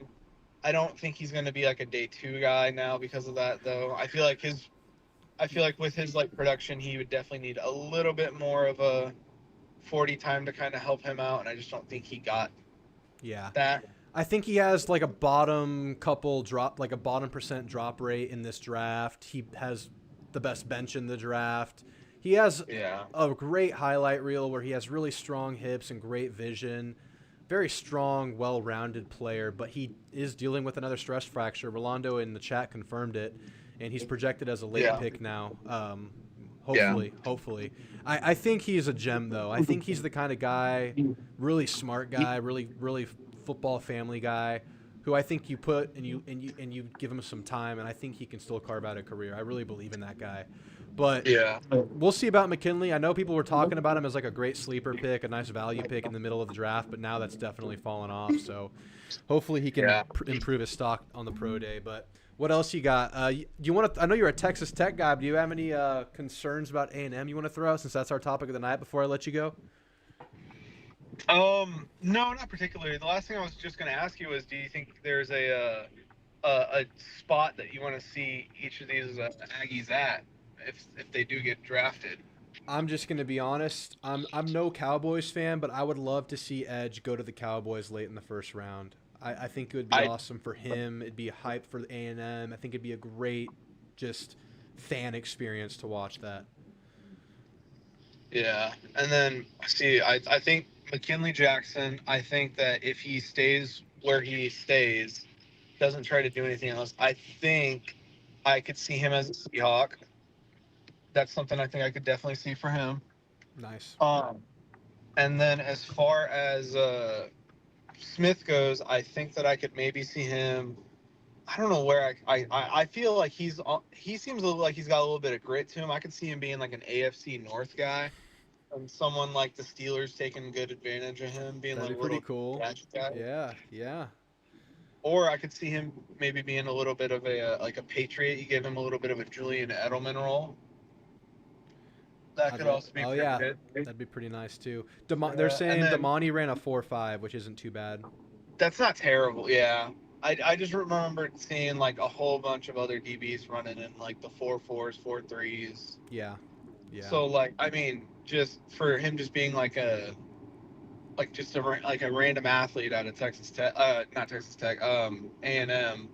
Just you'd want something that would pop maybe a little bit more. So Yeah. I think he could be a UDFA practice squad guy through and through. Yeah. But I'm excited to see where Edge goes because I think that Edge is probably going to be like one of these sleepers of the draft. I could definitely see him like being back of the first round, late first round guy, or like top to middle of second. I really can't see him going too much further than that. There's Yeah. just too much, like there's too much to work with there for you Right. to just like let that go past 2 rounds. Right, right. If you get him late second, I think you're feeling really, really, really good. But I don't think he's Oh, going I to fall definitely am. that far. Someone, I want to get a little debate going here. Ted says McKinley Jackson had a better athletic score than Sweat. What do you have to say about that? I mean, Sweat's a lot bigger. So, yeah, Sweat's gonna be way bigger. But The still, 40s McKinley's were powerful. I don't know. the 40s were so comparable. Same with all the jumping measurables. So he may have been a little bit better, like as an overall athlete. But like Yeah. when like the competition is like a legitimate mountain of a human, Yeah. I think that like having like a slightly better athletic score isn't saying too much. Right. I think Jackson could do a lot better if he slims down to around like 300 and kind of fulfills that role as like a penetrating 3 technique as opposed to like a run stuffer. Yeah. Yeah. I We'll have think to he's see, just- man. player. There were some crazy good glimpses of McKinley throughout his time at A&M, especially after he Yeah. got healthy. Because I don't know if you know, he didn't play much last year. He had a bad elbow injury, I think it was, and he was not in the lineup the whole year. And this year, he finally played a lot. Powerful guy. Maybe he's a little bit behind on the athleticism curve because he was out for so long. Maybe he gets that back. Maybe he gets his body right. I still have hope for McKinley to have a nice little career, but anyway, Connor, I want to get your prediction for the UFC 299 main event. Sean O'Malley or Cheeto Vera, and how does it go down? I'm Cheeto all night long. I don't know if it's going to be a crazy fight. I think it's going to either go to like a very annoying decision, or there's going to be it's either going to be a decision or it's going to be an early knockout. I don't think it's going to be like a late round stoppage. I don't think anything like that's going to happen. Okay. I think it's going to be I'm going Cheeto all the way. I'm hoping it's going to be a very similar thing to the first time they fought, where he kicks his leg out from under him and then knocks him out cold. Yeah, I think so. Yeah, I'm. That's a good prediction. I'm predicting something totally different. Oh, maybe it's one of your possible scenarios. I think O'Malley kicks his ass in the first round, gets him out by the second. I think that Cheeto has not progressed in his career as much as O'Malley has, and I feel like O'Malley is really kind of getting better every time we see him. Just the way he's downloading information from his opponent, the way he can diagnose things and flow with the strikes. I just see O'Malley getting better and better. But here's the thing I'm nervous about O'Malley is between the ears. He had a really weird fight with Vera before getting his leg knocked. What did you say? His leg got put to sleep because he got kicked right on that nerve. His leg died, and he got elbowed in the face and pretty much got knocked out cold on his back. So, you're looking at the mental between. It's the same guy who technically has a win over him still. Yeah. Regardless of how that fight went down, versus he's now the champion and has had a couple of years to kind of like let that sit and let that simmer. Yeah. But whenever I see Sean talk about it, he always seems like he's still very like petty and like bitter about it. He definitely. So I really don't know how he's gonna bounce back. Right. We'll see. It's a great card, man. I mean, Song Yadong, Peter Yan to open. We have Burns versus Della Maddalena. Amazing. We have Poirier's on there. My goodness, what a card. Michael Venom Page making his debut versus Kevin Holland. What a night. This is not a UFC show, but I know you're a UFC guy. I wanted to get it out there. So what a card. We love some UFC fights. Yeah. Well, all right, Condor. I appreciate you calling in, giving us some of your insight on the combine and the draft. No problem, Andrew. No problem, big fella. Have a great night, fella. Good night. Bye. Good night. All right. I said that was the last caller of the night. We have Love Shack waiting. Love Shack, let's keep it quick. What's on your mind? How you feeling, Love Shack? Give me something good. Give me something. Hey, what's going on, Andrew? How you doing, big man? Oh my goodness, you got some studio quality microphone technology going on. You sound great, man. Well, I've kind of upped the production quality since my last call, and I want to make these things pretty good, Yeah, you've been working out. Sounds like you have been. Yeah, I've put on probably 20, 25 pounds of pure muscle. Mostly around the larynx. I would assume you've been doing some neck work based on how beefy you're sounding. Right. You know me, I train traps, I train delts, and I train triceps. That's all I do. Yeah. I don't know if you heard the beginning of the show. I was training back the other day. Yeah? And I threw my back out, man. No freaking way. I popped it. I was doing some bent over rows. I shifted. Oh, I felt like no. little cracks, little pops in my lower back, and then I was walking like a hunchback home. Oh, bro. It was bad, man. We're in a bad way. That's why you got to get those shoes, bro. That's why you got to get them workout shoes. Yeah. You're not going to be shifting your weight. Yeah, I know. I was wearing some old squishies. I need something firm, something nice and firm. Anyway, we've all been there, man. Yeah. We've all been there. I know. What's on your mind tonight, my friend? I just want to, I've just been chilling, not in the loop with the NFL draft or how the Aggie players fit in them all. I just want to hear, where do you think Anais Smith is going, and what round do you think he's going to be? I think Anais, I don't follow the draft that closely either. I'm a college football purist. You're a CFB guy. I'm a big CFB guy. But if I had to guess, I'd say he's going round 7 to the Packers. Round 7 to the Packers. Hey, you know what? I can't be too mad at that one. Yes, sir. I can't be too mad at that one. Hey, I had another question for you. How's your mid range looking these days? Shoot, man. I've been going away from my mid range, man. Everyone's expecting the 3 or a drive from me. It's kind of annoying. So no, but that's why you gotta stop the drive halfway down the paint, turn around, fade away jump shot. Yeah, when I'm at my best, I'm doing like side fades. I'm doing like one step to the side fades, and I'm hitting those mid rangers. But man, just the game's evolved so much over the years, man. Everyone, if you look at the analytics, they say the mid range is shit. They say the mid range is shit, but how good does it feel to hit it? Oh, it's great. It's great, especially when your girl's in the crowd watching you. Oh my God, nothing's better than hitting a mid range when your girl's watching. Dude. But I will say there is one thing better: accidentally clocking an 8th grader when you're trying to Euro step past them. Oh, with your elbow. Yeah, that's on my bucket list actually. That's pretty good. I'd love to see you do. No, I haven't done that, but I was just imagining a scenario in which somebody did that, and I started laughing. Yeah, some of those 8th graders are pretty mouthy on the courts. You might want to. They get mouthy, and then you accidentally lean too hard into them. When you're doing your LaMarcus Aldridge fadeaway from the mid range. Oh, LaMarcus, underappreciated Spur right there. How you feeling about underappreciated? How you feeling about Wemby?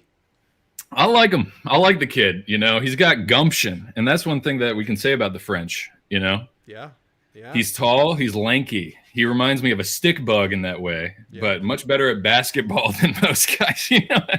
I digress. Yeah. But anyway, I know you want to keep it short, so I can let you get going. I got plenty of rice and chicken to eat to bump up my neck muscles. Can I? So, yeah. You, I can ship it to you. Can you actually turn your camera on real quick so I can see? Yeah. I can actually turn my camera on. Will this go on stream? Do you want to go on stream? No, I do not want to go on stream right now. All right. But we should. I'd be down to do that in the future. Yeah. You want to look at my delicious. That looks great. You see that? Guys, chat, if you're not seeing this, it looks like a Chipotle bowl, but better. Yeah, actually, you can turn it on stream if you want. Fuck it. I don't know how I'm going to do it. That's fine. All right, man. It was great to hear from you. I hope to get you back on the show in the near future. Call in a couple times throughout the offseason, man. Hey, I absolutely will. I just got to stay up to date with this stuff. I've been going through some recruitment of my own. Oh, so I got a recruit. I'm a recruit, and we'll hear more about that as spring progresses. So if you want to hear about that, stay tuned to Drew Tamu. Make sure to like, comment, and subscribe down below. Let's get the algorithm rocking, and make sure to share with your friends. So, hey, can't say it better myself. Well, you have a great night, Love Shack. Thanks for coming on. Hey, you have a better night, Drew Tamu. Thanks for having me. Later. That was great. That was great and unexpected. Off the rails. Beautiful. Great way to end an off-season show night. Let's catch up with the chat one last time. Thank you guys for being here. The guys who have stuck it through to the end of the show. Y'all are some of my favorite people in the world. Y'all are great. All right. It was like a 10-minute delay for the guy stuck in the bathroom. Yeah, was he stuck or was he just, he had the runs, man.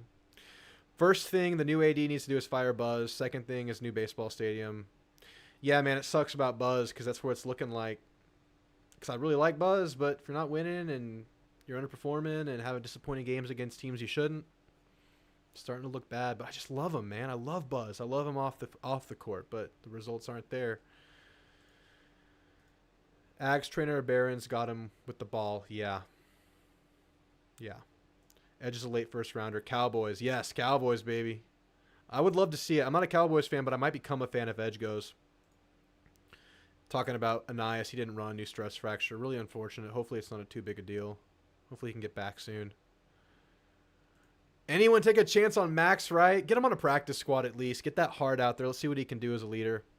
Jackson, yes. Jackson's a big man too. Sweat's obviously bigger. I don't know. I think you still are feeling good about taking a chance on McKinley. Just his power, man. His ability to drive people back. It's really good. Yes, we got, I think, a transfer out of Georgia, like a senior transfer kicker, Philip. Yeah, someone needs to push Bond. Whether it makes Bond better or we replace him, whatever it takes, I just want good production. I don't care who it is. Just find the best solution. Ted says, sounds like a good card. Yeah, guys, I can't recommend the card enough this Saturday. There's no football. Maybe watch the card. I'll be watching it. Anyway, guys, I'll be back next week with another show, another episode of my regular videos. I'll do a live show next week, but we might introduce the NCAA video game aspect of it at some point next week, too. Stay tuned for that. It was a great show tonight, guys. Thanks to the callers. Thanks for watching. Like and subscribe.